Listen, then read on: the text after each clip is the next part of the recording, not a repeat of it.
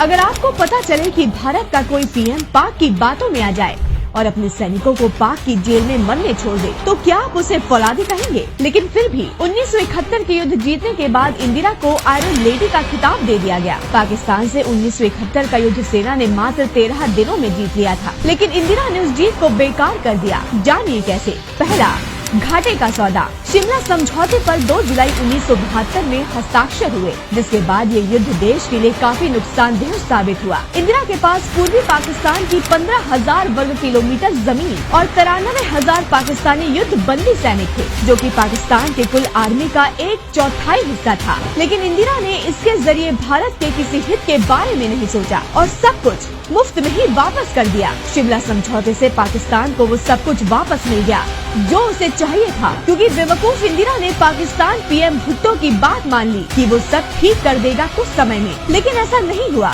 हर बार की तरह वो अपनी बातों से पलट गया। इंदिरा ने भुट्टो की बातों में आकर पीओके गवाया। वो चाहती तो उसे वापस मांग सकती थी। एक लंबे वक्त के लिए बॉर्डर पर शांति कायम हो सकती थी, लेकिन इंदिरा के एक फैसले से सब खत्म हो गया। दूसरा, समझौते में गंभीर चूक। देश के 54 युद्ध बंदी सैनिकों को भूल गई। इंदिरा को केवल बांग्लादेशी युद्ध बंदी मुजीबुर रहमान की चिंता थी। वो हमारे सैनिकों को वापस ला सकती थी, लेकिन ऐसा न करते हुए उसने पाकिस्तान के युद्ध बंदी सैनिकों को वापस कर दिया। बांग्लादेश में हुए बंगालियों की नरसंहार के लिए किसी एक को भी सजा नहीं दी गई, न ही उन्हें सजा मिली जिन्होंने पहले युद्ध शुरू किया। इंदिरा ने देश की सेना को धोखा दिया और तो और इस समझौते से भारत जीत को किरकिरा कर दिया। निष्कर्ष ने किया निराश। सुरक्षा बलों ने 93,000 पाक सैनिकों से आत्मसमर्पण करवाया, एक ऐतिहासिक जीत दर्ज की। पूर्वी पाकिस्तान खत्म कर बांग्लादेशियों को जुल्म से बचाया, लेकिन इंदिरा ने इन सब पर पानी फेर दिया। तो क्या इंदिरा को आयरन लेडी जैसी किसी उपनाम से नवाजा जाना चाहिए? क्या इंदिरा ने ऐसा कोई काम किया जिससे आने वाली पीढ़ी को कोई फायदा मिले? क्या इंदिरा ने अपने पिता की गलतियों में जरा भी सुधार किया?